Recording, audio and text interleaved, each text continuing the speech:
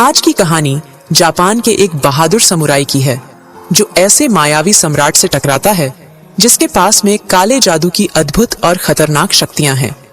इस फिल्म की कहानी हमें आज से 10,000 साल पहले के जापान में ले जाती है, जहां के घने और डरावने जंगलों में एक 10 साल का बच्चा भागता हुआ दिखाई देता है। कोई नहीं जानता था कि वो बच्चा इस घने जंगल तक कैसे पहुंचा और उसकी असलियत क्या है। गांव के लोगों का मानना था उसकी परवरिश इन जंगलों के खतरनाक और खून के प्यासे राक्षस टेगुओं द्वारा की गई है, जिन्होंने उसे शैतानी शक्तियों के इल्म सिखाए। एक दिन वही बच्चा आको राज्य के राजा असानो को बेहोशी की हालत में नदी के किनारे मिलता है। राजा के समुराई तुरंत सतर्क हो गए और बच्चे को खतरा मानते हुए उसे वहीं मार डालने का सुझाव देते हैं। लेकिन राजा असानो बच्चे को मारने के बजाय अपने महल में ले जाने का फैसला करता है और उसका नाम काई रखता है। उसने सोचा शायद इस बच्चे के अंदर कुछ ऐसा है जो भविष्य में आको राज्य के लिए महत्वपूर्ण साबित होगा। अब कहानी 10 साल आगे बढ़ती है और हम यंग काई को देखते हैं, जो अब एक मजबूत और कुशल योद्धा बन चुका है। वह जंगल में समुराइयों के साथ एक विशाल और खतरनाक जानवर का शिकार करने आया होता है। इस शिकार में राज्य के राजा असानो, उनका मुख्य समुराई ओइसी और अन्य योद्धा भी शामिल होते हैं। हालांकि ओइसी काई को शिकार से दूर रहने का आदेश देता है, क्योंकि काई को समुराई का दर्जा नहीं मिला होता है। दरअसल काई की नस्ल जापानी समुराइयों से अलग थी, जो उसके प्रति नफरत और भेदभाव का एक बड़ा कारण बन चुकी थी। जैसे ही विशाल जानवर पहाड़ी से नीचे आता है, वह पेड़ों को चीरता हुआ समुराइयों पर हमला कर देता है।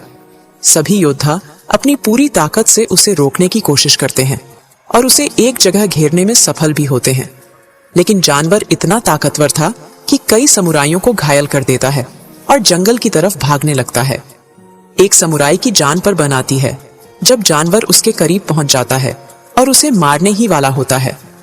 तभी काई अपनी तलवार लेकर तेजी से आता है और एक ही वार में उस विशाल जानवर के अंदरूनी हिस्से को चीरकर उसका अंत कर देता है। इस तरह काई न सिर्फ उस समुराई की जान बचाता है, बल्कि अपनी बहादुरी का परिचय भी देता है। काई अपनी तलवार उस समुराई को दे देता है, क्योंकि कानून के मुताबिक केवल समुराई ही जंगल में शिकार कर सकते थे। राजा असानो और सेनापति ओइसी उस जगह पहुंचते हैं और उस समुराई की प्रशंसा करने लगते हैं जिसे काई ने बचाया था। ओइसी की नजर काई के हाथों पर लगे जानवर के खून पर जाती है और वह समझ जाता है कि असली शिकार किसने किया है, लेकिन वह बिना कुछ कहे वहां से निकल जाता है। जैसे ही सब चले जाते हैं, काई अचानक एक सफेद लोमड़ी को देखता है, जिसकी चमकती हुई आंखें किसी गहरे रहस्य का संकेत देती हैं। असल में वह सफेद लोमड़ी नागन्ला सल्तनत के राजा कीरा की एक विच यानी कि एक चुड़ैल है, जो काले जादू में माहिर है, और कीरा उसकी मदद से राजा असानो का राज्य हथियाने की फिराक में था। अगले सीन में राजा असानो और उनके समुराई सफलतापूर्वक शिकार से वापस अपने राज्य लौट आते हैं। लेकिन सभी के बीच में तनाव बढ़ने लगता है, क्योंकि अगले दिन जापान के शोगुन सम्राट एक समारोह के लिए राज्य के दौरे पर आने वाले थे। राजा असानो की बेटी राजकुमारी मीका काई से गहरा प्यार करती थी। वह रात को महल से निकलकर काई से मिलने चली जाती है। दोनों एक दूसरे से बहुत प्यार करते थे, लेकिन काई को लगता था कि वह मीका के योग्य नहीं है। वो मीका को तभी अपनाएगा जब वो एक समुराई बन जाएगा। रात को जब शोगुन सम्राट असानो के राज्य में अपने सभी छोटे राजाओं के साथ प्रवेश करता है, उनमें नागन्ला का राजा कीरा भी शामिल होता है। काई की नजर फिर से उस विच पर पड़ती है जो शोगुन सम्राट की रखेलों के साथ में आई होती है। काई तुरंत सेनापति ओइसी से इस बारे में बात करता है और उसे चेतावनी देता है कि यह एक खतरनाक विच है जो काले जादू का इस्तेमाल करती है। लेकिन ओइसी काई की बातों को नजरअंदाज कर देता है। वह उसे यह कहकर शांत करता है कि ये सब उसकी कल्पना का हिस्सा है और उसे इन सब से दूर रहने का आदेश भी देता है। शोगुन सम्राट दोनों राज्यों नागला और असानो के बीच तनाव को कम करने के लिए एक प्रतियोगिता की घोषणा करता है, जिसमें दोनों राज्यों के सबसे ताकतवर समुराई आमने सामने होंगे। यह प्रतियोगिता न केवल शक्ति का प्रदर्शन थी, बल्कि सम्राट के सामने अपनी निष्ठा और वीरता साबित करने का एक मौका भी थी। प्रतियोगिता से ठीक पहले नागन्ला की विच अपनी चाल चलती है। वह असानो के सबसे ताकतवर समुराई को अपने काले जादू से वश में करके बेहोश कर देती है ताकि वह लड़ाई में हिस्सा न ले सके। ऐसे में काई को समुराई न होते हुए भी मजबूरी में मैदान में उतरना पड़ता है। वो समुराई के कपड़े पहनकर लड़ने के लिए चला जाता है। लड़ाई की शुरुआत में काई अपने साहस और कुशलता से कीरा के समुराई का सामना करता है, लेकिन जल्द ही यह स्पष्ट हो जाता है कि कीरा का समुराई बहुत अधिक ताकतवर और अनुभवशील है। लड़ाई के दौरान अचानक काई का हेलमेट गिर जाता है और उसका चेहरा सबके सामने आ जाता है। जैसे ही लोग उसका चेहरा देखते हैं, चारों ओर सन्नाटा छा जाता है। यह वही बच्चा था जिसे लोग राक्षसों की औलाद मानते थे। उसकी पहचान सबके सामने उजागर हो चुकी थी और यह किसी बड़े अपराध से कम नहीं था, क्योंकि काई समुराई नहीं था और फिर भी उसने नियमों का उल्लंघन करके मैदान में कदम रखा था। शोगुन तुरंत लड़ाई को रुकवाता है और आदेश देता है कि काई को उसकी इस गुस्ताखी के लिए सबके सामने सजा दी जाए। सम्राट के आदेश पर काई को निर्दयता से पीटा जाता है। इस पूरे घटनाक्रम के दौरान ओइसी के बेटे को सच पता होता है, लेकिन वह चुपचाप खड़ा रहता है और कुछ भी नहीं कहता। रात होते ही विच दोबारा से अपनी काले जादू की शक्तियों का इस्तेमाल करती है। इस बार वह कीरा के खून से एक खतरनाक मकड़ी को जन्म देती है, जो चुपके से जाकर राजा असानो को काट लेती है, जिससे वह पूरी तरह से विच के वश में आ जाते हैं। असानो को इस जादू के प्रभाव में कुछ भी होश नहीं रहता और वह नशे की हालत में बिना सोचे समझे कीरा पर तलवार से हमला कर देता है। कीरा, जो पहले से ही इस योजना का हिस्सा था, मौके का फायदा उठाकर तुरंत हंगामा खड़ा कर देता है और सभी को बुला लेता है।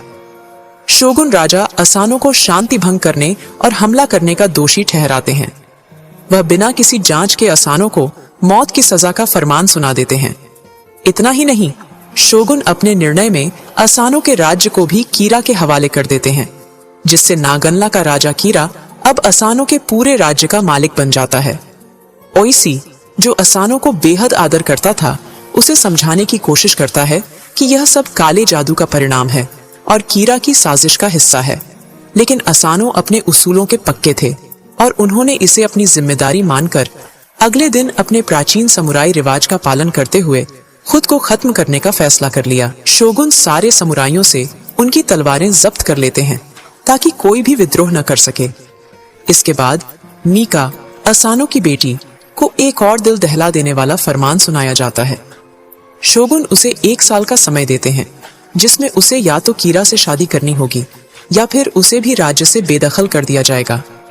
कीरा अपनी क्रूरता में कोई कसर नहीं छोड़ता और ओइसी, जो असानो के सबसे वफादार समुराई थे, उन्हें भी 1 साल के लिए कालकोठरी में बंद कर देता है। ओइसी अब असहाय होकर अपने राज्य और राजकुमारी मीका की दुर्दशा देखता है, लेकिन कुछ भी नहीं कर पाता है। इसके बाद कहानी हमें 1 साल आगे ले जाती है। ओइसी को कालकोठरी से रिहा कर दिया जाता है, लेकिन राज्य की हालत अब पहले जैसी नहीं रही। कीरा का अत्याचार बढ़ चुका था और राज्य में डर और निराशा का माहौल था। ओइसी सबसे पहले अपने बेटे से मिलकर काई और अन्य समुराइयों के बारे में पूछता है। उसका बेटा बताता है कि कीरा ने काई को डच आइलैंड पर गुलाम बनाकर बेच दिया है। ओइसी अपने बेटे को आदेश देता है कि वह बाकी बचे सभी वफादार समुराइयों को इकट्ठा करे। उनके बिना मीका और राज्य को बचाना असंभव था। इस बीच वह खुद काई को खोजने के लिए डच आइलैंड की ओर निकल पड़ता है। आइलैंड पर पहुंचने के बाद ओइसी देखता है कि काई गुलामी की जिंदगी जी रहा है और उसे एक भयंकर राक्षस से लड़ने के लिए मजबूर किया गया है। काई उस राक्षस से लड़ते हुए अपनी पूरी ताकत झोंक देता है। राक्षस बेहद विशाल और शक्तिशाली होता है, लेकिन काई अपनी सूझबूझ और युद्ध कला का इस्तेमाल करते हुए अंततः राक्षस का सर काटकर उसे हरा देता है। लड़ाई खत्म होते ही ओइसी दौड़ता हुआ काई के पास जाता है। वह काई से कहता है कि मीका की हालत बेहद खराब है और उसे कीरा से बचाने के लिए उन्हें एकजुट होकर उससे लड़ना होगा। काई, जो खुद भी मीका से बेहद प्यार करता था, बिना किसी हिचकिचाहट के ओइसी का साथ देने के लिए तैयार हो जाता है। दोनों एक साथ आइलैंड से भागने की योजना बनाते हैं और अपनी कुशलता से वे आइलैंड के पहरेदारों को चकमा देकर वहां से निकल जाते हैं। रास्ते में जब काई और ओइसी घने जंगलों से होकर गुजर रहे होते हैं, ओइसी अचानक रुक जाता है। उसने काई के साथ जो कुछ भी किया था वह उसके मन में गहरा बोझ बन चुका था। वो काई से इस सब के लिए माफी मांगता है। इस बीच कीरा को यह खबर मिल जाती है कि काई और ओइसी डच आइलैंड से भाग गए हैं।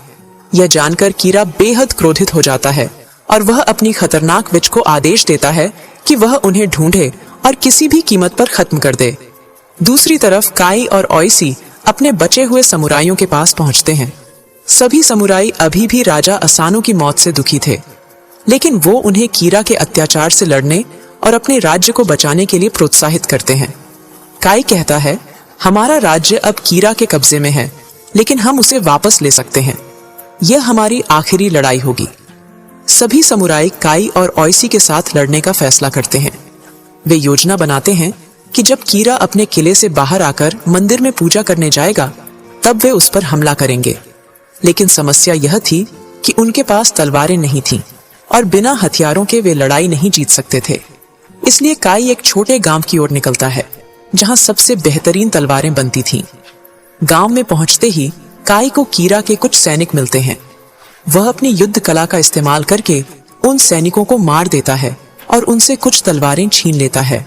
लेकिन काई जानता था कि ये तलवारें इतनी शक्तिशाली नहीं थीं कि वे कीरा और उसकी विच का सामना कर सकें। उन्हें कुछ खास चाहिए था, एक जादुई तलवार जो काले जादू को भी काट सके। काई ओइसी को बताता है कि उन्हें टंगुओं के ठिकाने पर जाना होगा, जहां काई ने पहले राक्षसों से लड़ने की कला सीखी थी।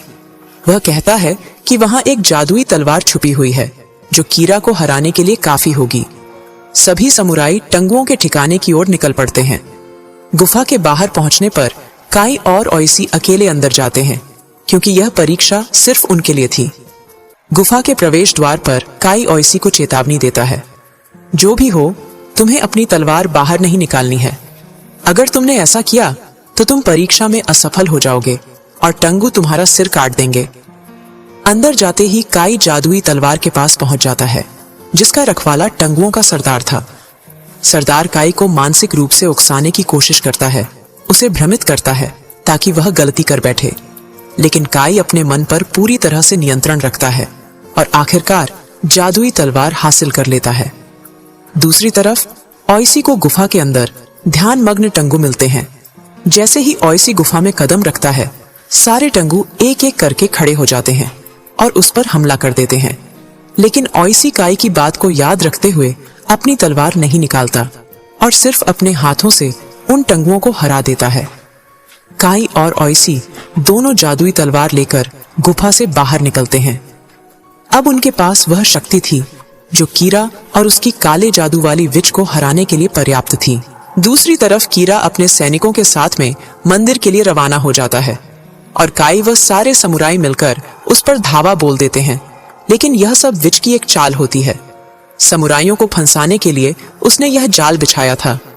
इस घातक हमले में समुराइयों का भारी नुकसान होता है और उनके आधे से ज्यादा योद्धा मारे जाते हैं। हालांकि काई और ओइसी अपनी चतुराई और वीरता से कुछ समुराइयों को बचा पाने में सफल रहते हैं। इसके बाद काई और ओइसी बची हुई सेना के साथ कीरा पर अंतिम हमला करने की योजना बनाते हैं। वे नाच गानों वाली मंडली के साथ मिलकर एक योजना तैयार करते हैं ताकि वे कीरा के महल में प्रवेश कर सकें। कीरा इस दौरान राजकुमारी मीका से जबरन शादी करने की तैयारी कर रहा होता है। नाच गानों वाली मंडली की आड़ में सभी समुराई महल के अंदर घुस जाते हैं और कीरा पर हमला कर देते हैं। महल के अंदर काई का सामना उस विशाल समुराई से होता है जिसने उसे पहले प्रतियोगिता में हराया था। काई इस बार तैयार था और बम का इस्तेमाल करते हुए उस विशाल समुराई को उड़ा देता है। इसके बाद काई सीधे मीका को बचाने के लिए कीरा पर हमला करता है, लेकिन तभी विच एक विशालकाय सांप का रूप धारण कर काई पर हमला कर देती है। काई के पास जादुई तलवार होती है जो हर तरह के काले जादू का सामना करने में सक्षम थी। इस वजह से विच के सारे हमले असफल हो जाते हैं। दूसरी ओर ओइसी भी कीरा पर हमला कर देता है। विच काई पर आग बरसाती है, लेकिन काई अपनी जादुई तलवार से उस आग को रोक देता है। ओइसी अपनी ताकत और कौशल का इस्तेमाल करते हुए कीरा को मौत के घाट उतार देता है और काई भी विच के सिर पर तलवार का वार करके उसका अंत कर देता है। इस प्रकार काई और ओइसी की वीरता से राज्य को कीरा और उसकी खतरनाक विच से आजादी मिल जाती है। जब शोगुन को सारी सच्चाई का पता चलता है तो वह राज्य को वापस ओइसी और उसकी सेना को सौंप देता है। काई को अब समुराई के तौर पर स्वीकार कर लिया जाता है। अगर आपको ये कहानी अच्छी लगी हो तो कृपया हमारे चैनल को सब्सक्राइब करें और वीडियो को लाइक जरूर करें। इससे हमें मोटिवेशन मिलता है ताकि हम आपके लिए ऐसी और भी शानदार कहानियां ला सकें। आप हमारी वीडियो को अपने दोस्तों और परिवार के साथ शेयर भी कर सकते हैं।